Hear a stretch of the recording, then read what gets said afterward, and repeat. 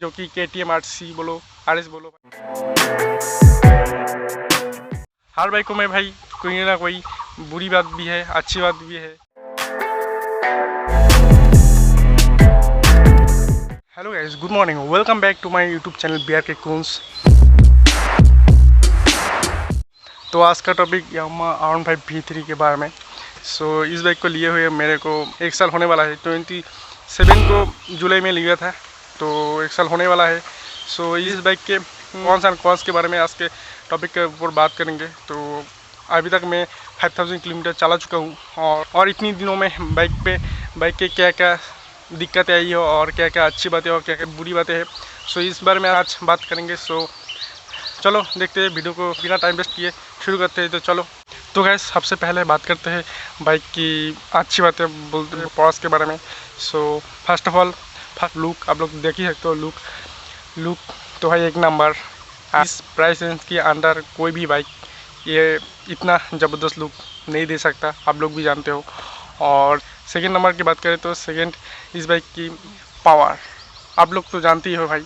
150 CC की bike के category में इस बाइक को कोई भी बाइक भाई टक्कर नहीं दे सकता, तो आप लोग भी जानते होंगे।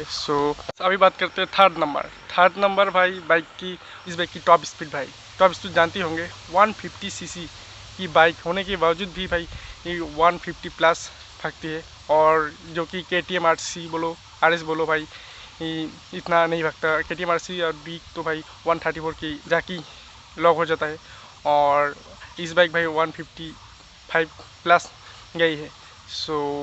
और क्या चाहिए भाई।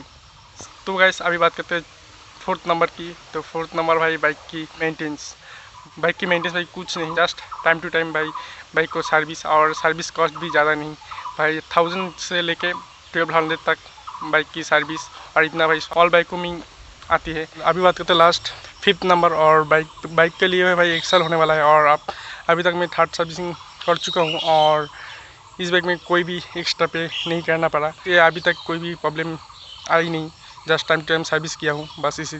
तो बस यही था 5वां पॉज के बारे में। तो गाइस अभी बात करते हैं कॉन्स के बारे में। तो सभी बाइकों में भाई बुरी बात भी है, अच्छी बात भी है। तो अभी बात करते हैं फर्स्ट कॉन्स की बात करें तो भाई फर्स्ट ऑफ ऑल बाइक की राइडिंग पोजीशन इतना भाई एग्रेसिव, क्या बोलूँ। बाइक को लेके आप लोग 100 किलोमीटर चलने के बाद भाई पूरा पेन शुरू हो जाता है रिस्ट में एंड बैक में। अभी बात करते हैं भाई सेकेंड बात करते हैं भाई इस बाइक की लॉन्ग टूर।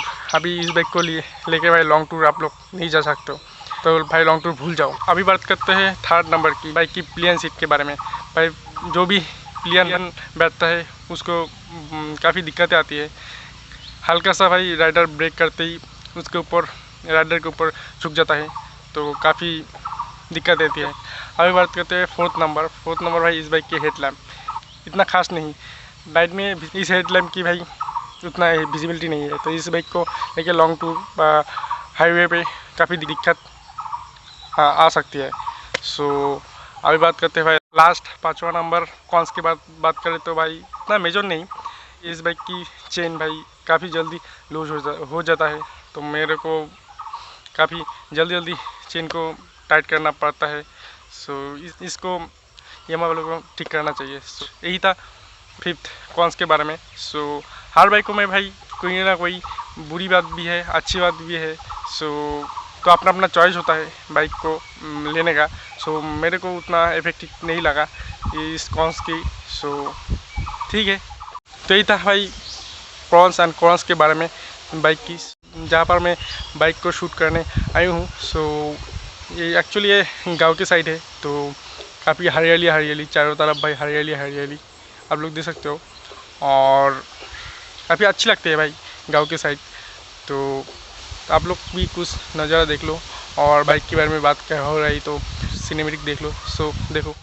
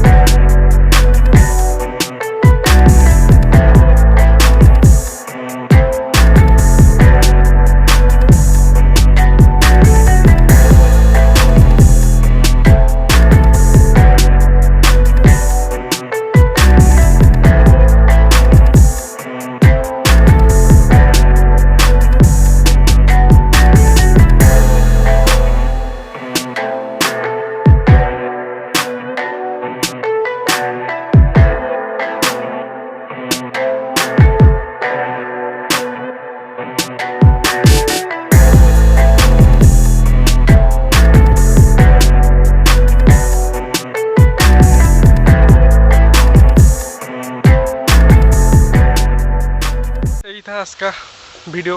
तो वीडियो अच्छा लगी तो please like and share and subscribe कर देना और बेल आइकन भी प्रेस कर देना और ऐसी वीडियो लेके आती रहूँगी। सो तो आप लोगों से मिलते हो भाई किसी और नई ब्लॉग में। सो बाय बाय।